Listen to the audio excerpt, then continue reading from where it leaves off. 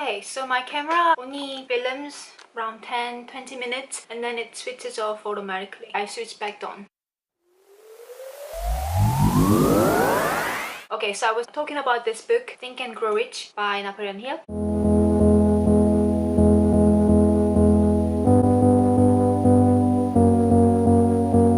And people will say this is a classic self-help book. What I like of this book was that a lot of people will just have, I don't know if I can say imagination. A lot of people will live sort of day to day, go to work, wake up, go to work, have breakfast, have lunch, have dinner, come back home, watch TV and go to sleep. But this book was also one of the books makes you think that you should actually think big and do sort of encouraging that imagination of how far things you could do, or that sort of a mindset, like out-of-box mindset. I really liked it. I remember a particular part of this book. I don't know if it was sort of dreaming or if this person was meditating. In his dream, like he would have a table and then he will have every single famous people sitting at the same table, like Albert Einstein. I don't remember now like who exactly what was the story, but then it was sort of that, like President of America. You're imagining having a conversation with them.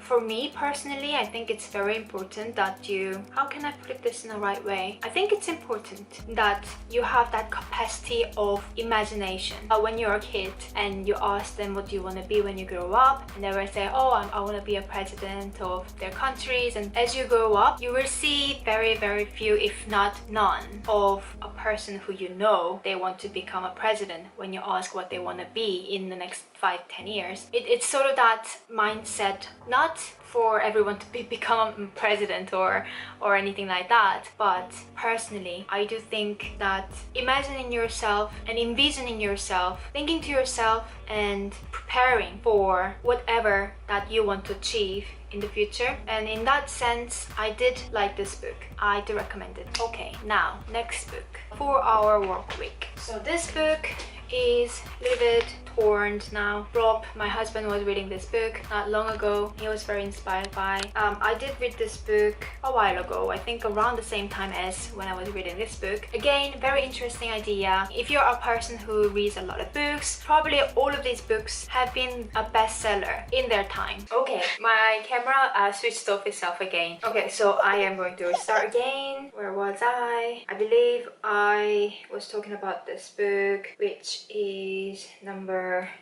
8, the 4-Hour Work Week.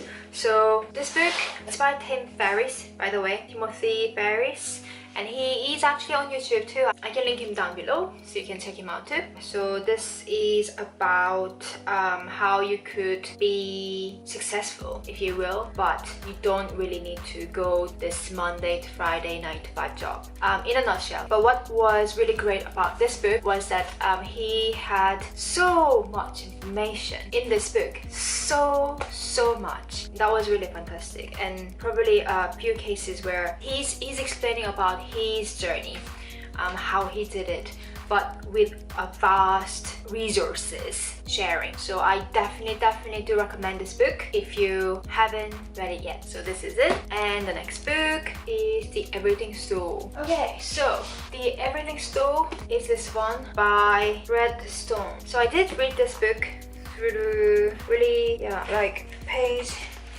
292, and this book is about 460 pages. It was a very interesting story. Everyone knows now that Jeff Bezos has become the richest person in the world this year. Well, if I remember correct, I think Amazon is now $1 trillion company. So yeah, definitely worth checking out if you are interested in. This is not by Jeff Bezos, but it was very insightful. It does illustrate where before he created the company Amazon, he was working in New York for a financial company and so on. Very interesting story. Do recommend it. And then next book and the last book, let me see if I can find it actually. So the last book is this one. I don't know if you can, actually it's got no title here whatsoever, but it's written here.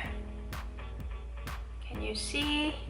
It's called 무소유 by 법정스님. And so I've explained in the beginning of the video, I was born in Korea and raised in Korea, and this book I tried to find it if I could find it in translated version, and I couldn't. It might be out there somewhere. If anybody knows that it is translated in English and you know that it is being sold somewhere on Amazon or online, do let me know where I can find it so I can share with everyone. This book I couldn't find English version, but I read this book when I was in high school or around that time anyway. Very, very interesting. It's not just a story, but something that makes you, it's something that is breaking the whole idea. What the book tells you is that nothing belongs to you. Okay, so it's a bit hard between Korean and English, and also if you're Korean, this book is very popular and very famous, so everyone knows, and it is written by a monk. This does have that Buddhist theory, let's say, where he writes almost like a light essay from what happened to him personally, and so he does write about it. He learns from that. He's sharing that experience with the readers. One of the things that I remember, and it shocked me, he will say that nobody is born with something. Everybody is born with nothing.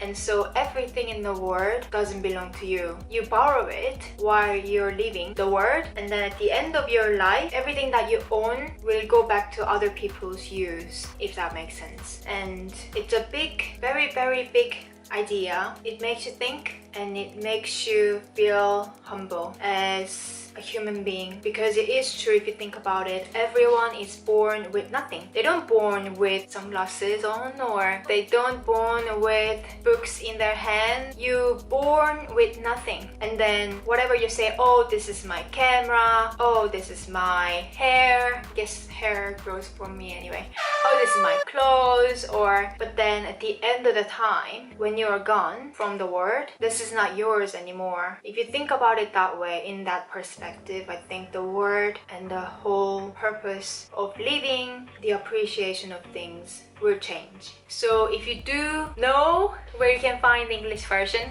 of that book, do let me know. So yeah, that was my 10 books recommendations from me, and I will come back with another video tomorrow. Bye bye!